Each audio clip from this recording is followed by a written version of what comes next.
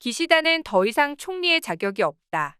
국민의 절반이 반대하는 국장을 자기 마음대로 정하는 기시다를 일본인들은 거부한다. 일본의 기시다 총리가 총리 취임 이후 최대의 정치적 위기에 빠졌습니다. 바로 아베 전 총리의 장례식을 독단적으로 국장으로 추진하려고 하던 기시다에게 많은 국민들이 반대를 하며 일본 전국 각지에서 시위가 일어나고 있습니다. 지금까지 일본에서 일어난 시위 중 최대 규모라고 하는데요. 폭발한 시민들의 분노가 기시다의 정치적 입지마저 위태롭게 하고 있습니다. 시민들은 아베 전 총리가 도대체 한 게 뭐가 있냐고 국장식이나 치르냐며 분노를 표출하고 있는데요. 한국에서는 일본 우익들의 아이콘이라고 불리는 아베 전 총리이지만 평범한 일본인들에게는 아베노믹스로 일본의 경제를 망쳐놓고 국민들의 삶을 힘들게 만든 원흉이라고까지 불리고 있어 아베에 대한 인식이 일본에서도 그렇게까지 좋지만은 않습니다. 최근 경제마저 어려운 일본에서 국민들의 귀중한 세금을 사용하여 막대한 비용의 장례식을 치른다는데 국민들의 반발이 매우 거센 상황입니다. 국민들의 세금을 멋대로 개인의 큰 장례식에 쓴다며 분노하고 있으며 강제로 조기 개양을 시키고 학생들에게 조의를 표명하게 하는 등의 방침을 마련한 정부에 대해 분노를 일으키며 폭동의 조짐마저 보이고 있습니다. 상황이 이렇게까지 되자 기시다 총리를 탄핵하려는 움직임마저 나오고 있는데요. 심지어 자민당에서까지 기시다가 버림받을 수 있다는 분석이 나오며 기시다 총리는 절체절명의 위기에 빠진 상황입니다. 아베의 국장에 대한 파장이 현 일본 총리의 자리까지 위태롭게 만들고 있는데요. 사태가 점점 악화되어 가면서 이대로라면 기시다 총리는 시민들에게 쫓겨날 수도 있어 한국에 망명을 해야 할지도 모른다는 기사까지 나와 큰 주목을 끌고 있는데요. 이번 시간에는 이와 관련된 자세한 내막을 알아보겠습니다. Go to. 민주주의의 근간인 선거 중에 비겁한 폭력에 의하여 목숨을 빼앗긴 아베 전 총리의 죽음을 무겁게 받아들여야 한다. 아베 전 총리의 국장에 대해 많은 반대의 의견이 있는 것은 알고 있지만 계속 정중하게 설명하였으니 가능한 많은 국민들이 납득해 주길 바란다. 기시다 총리는 많은 국민들의 반대에도 아베 전 총리의 장례식을 국장으로 치르기로 결정했는데요. 일본 정부는 국무회의를 통해 9월 27일 야스쿠니 신사 근처에 있는 일본 부도칸에서 아베 전 총리의 국장이 열린다고 공표하며 장례위원장은 기시다 총리가 맡고 국장 비용은 전액 국비로 부담한다는 내용을 발표했습니다. 이 발표에 분노한 총리 관저 앞에서는 시민단체 회원 등 수백 명이 모여 국장에 반대하는 집회를 열었습니다. 집회에서는 국회에서 논의해야 한다.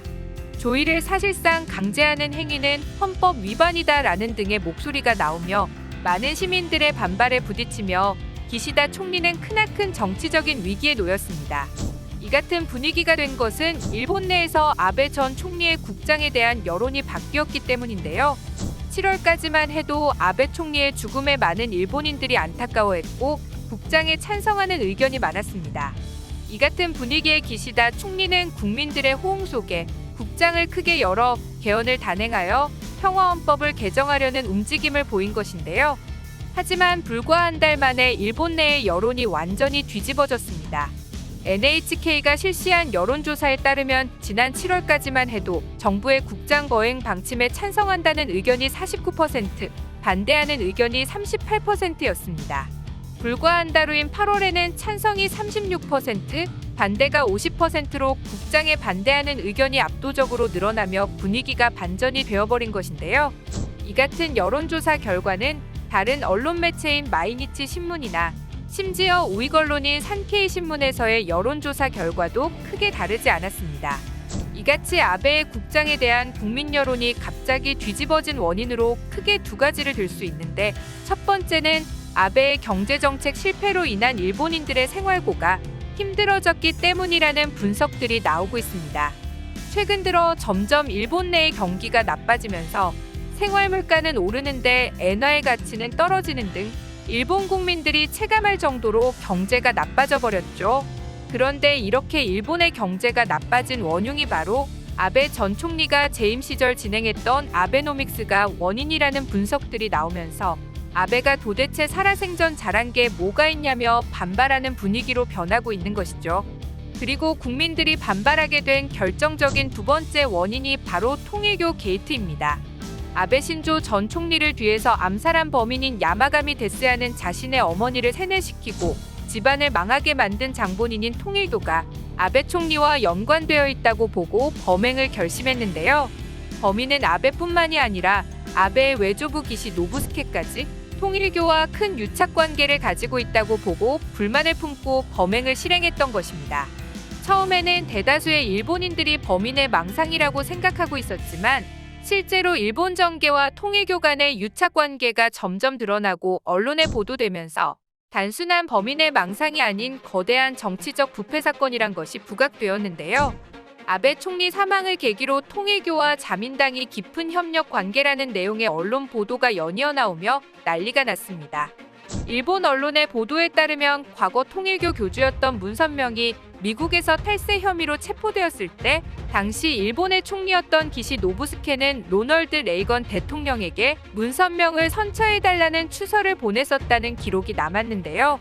기시 노부스케는 아베 전 총리의 외할아버지로 이미 과거부터 통일교와 자민당은 깊은 유착관계에 있었다는 증거들이 속속들이 나오자 일본 전역이 발칵 뒤집어졌습니다. 한편 니탄네루 같은 일본의 우익 커뮤니티에서는 한국 정부가 정치 공작을 위해서 통일교를 지원한다 같은 음모론이 나오며 아베와 자민당에 대한 지지율이 급감하고 있습니다.